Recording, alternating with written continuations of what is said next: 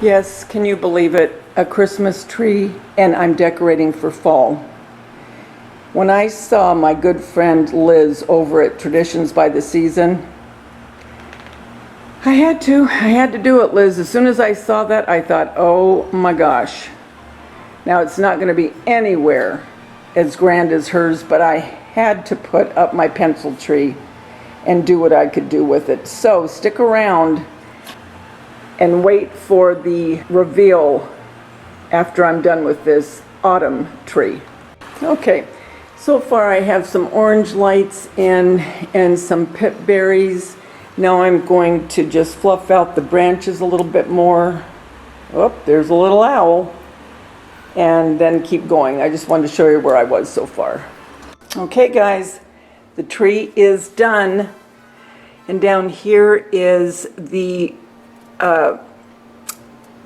metal signs from the Dollar Tree, the Thankful, and then these I got from the Dollar Tree too last year.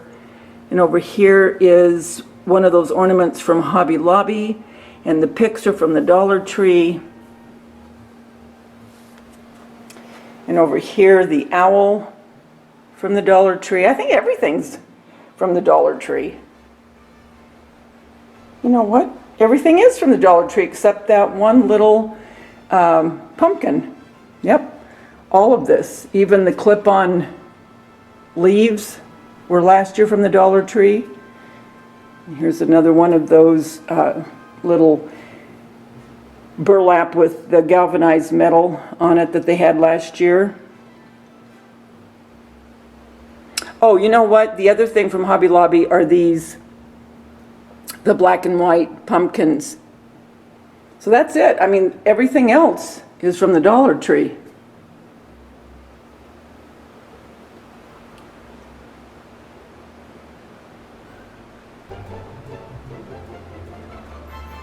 So Liz, I have to thank you because looking at your tree, I never would have even ventured into trying this.